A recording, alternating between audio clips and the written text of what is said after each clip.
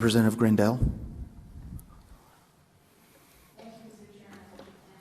Thank you so much for being here. We've kept you here a long time. I have so many questions to ask you, but I'll only ask a few. There are two major parts to this that are very concerning. First, we didn't close down the state for the plague, for the Spanish flu, for the other flu. In the first 4 months, we had more people die in 2018 from the flu than we did in the first 4 months of COVID. We don't understand, and the purpose of, from what I understand, the 1804 decision to have this branch of the executive, of the governor's office for healthcare was to hospitalize and put in isolation people that had the disease, to quarantine them, not to close down the state. We never closed down the state. This has been so disastrous to the state of Ohio. I have social services calling me. They have 40% increase in mental health was mentioned. We have more suicides in our county than we have ever had of children. We have all these problems, and that is just the beginning, because more and more businesses are being closed down, and they don't understand the science behind a Walmart being able to stay open. And when you're right next to the person and you're in line, or you're touching the food and the fruit, and somebody else comes by and touches the food and the fruit, versus the little hardware store that you mentioned, it makes no sense. And the people are just irate. We don't understand, and maybe you do, Sweden, they didn't close down anything, and they have less numbers now than we do. Now, I know they've gone into some practices now, but we have more numbers than they do, and they didn't close down their country. I just don't understand. The Amish in our community, they don't wear masks.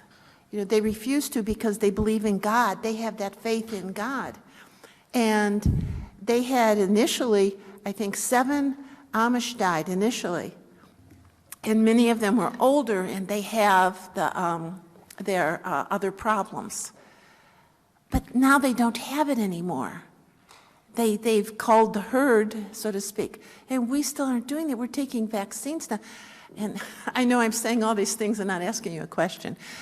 You have a question, Representative Grendell? Yes, I do. Okay. The hospitals and many of the healthcare workers, and I'm told, and there was testimony last week, 40 to 50% of the people are not taking the vaccine.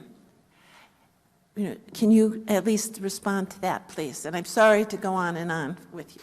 Through the chair to the member, there's a bit there to unpack, but I'll do my best, I think. They're terrific points that you bring up. One thing to mention, and I'd be happy to get this information to you, Representative. You mentioned the Spanish flu. We didn't close the state, et cetera. There's actually a lot that got closed. There's an archive that actually was developed at the University of Michigan, unfortunately, that looked at, it's about 50 states across the country. 50 cities across the country, and how those cities responded to the Spanish flu. And that's at the end of my remarks.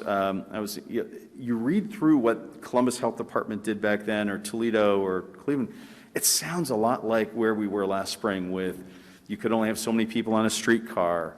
Bars and restaurants were closed after a certain time. Schools were closed. It is a lot of the same responses that are tried and true public health interventions.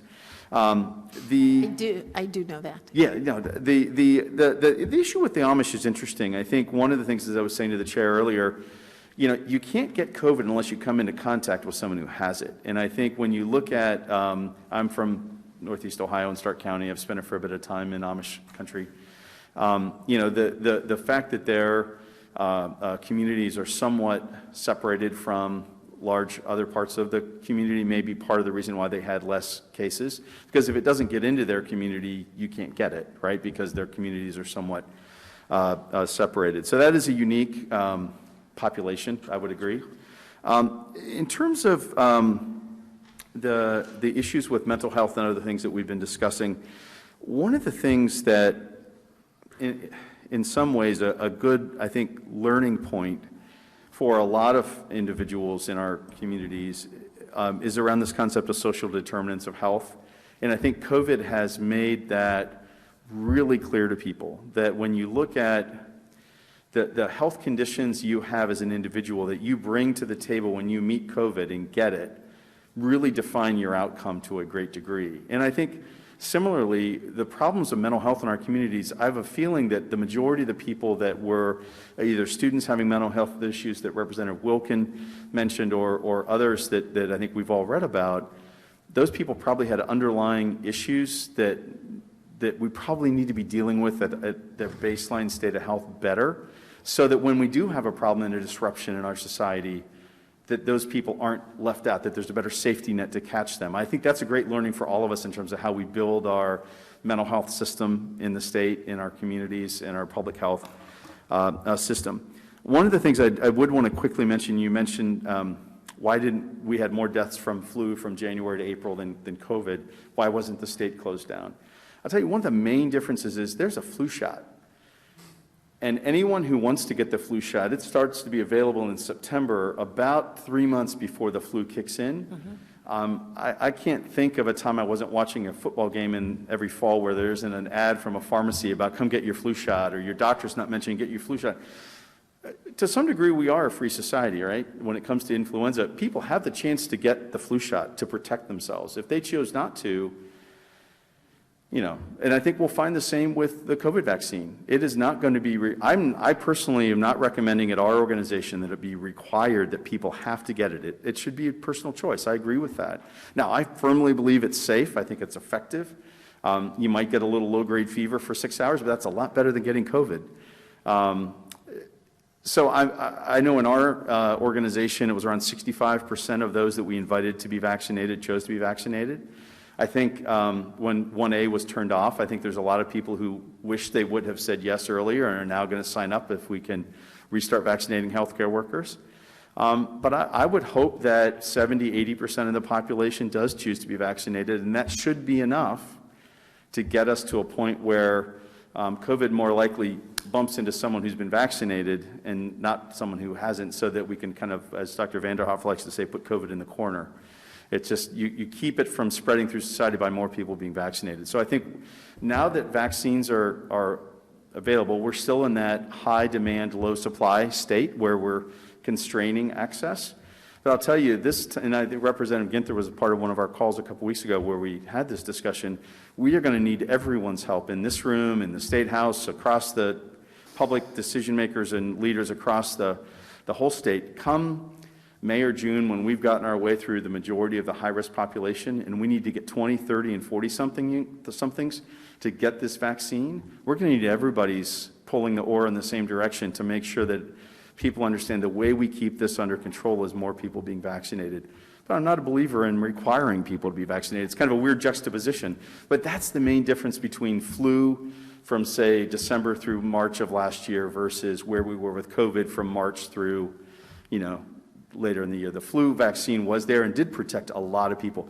The one other thing, and I'll stop, we have yet to have one positive rapid flu test at The Ohio State University this year. It shows that masks work.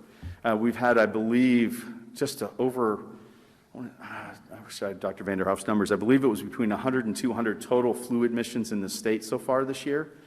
And it's not like we have 99% flu vaccine adoption this year. The numbers are probably about the same. We would have normally had, 4,000 or 5,000 by now. So masks work for the flu as well. I have a feeling that what we're going to see, like we see in some Asian countries where they lived through SARS and other infections 10, 12 years ago, I think we're going to see more people in the winter next year wearing masks, whether we have COVID or not. Sorry, that's a long answer to a long question. I apologize. I did the same thing to you. Thank you. We have a follow-up question. Thank you, Okay, Mr. follow-up question. Thank you, Chair. Sir, there's just a couple of things. The Amish do go out in the community. They go to the grocery stores. They go in everybody's homes to clean. They work on sites, in houses, do carpentry. There's a lot of things that they do.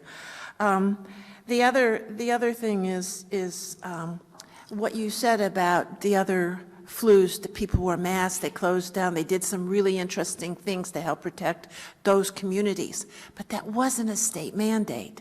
That was different local areas. Even if you see the Olympics, people had Some of them had masks on during the Olympics in the 40s or 50s, you know, with the flu, but they chose to do it themselves. Our biggest concern here is that the legislature doesn't have a say. And it seems so illogical, some of the things that they've decided with, it doesn't appear that there's science involved, although you said a few things that might have worked. But they don't understand this taking away of all the freedoms. I think most people would work together always in the community if there was a big, a high rate of a disease, of a plague, and do everything that they could. But when we mandate this closure and the legislature has no say in it, that is why we have this bill. Thank you.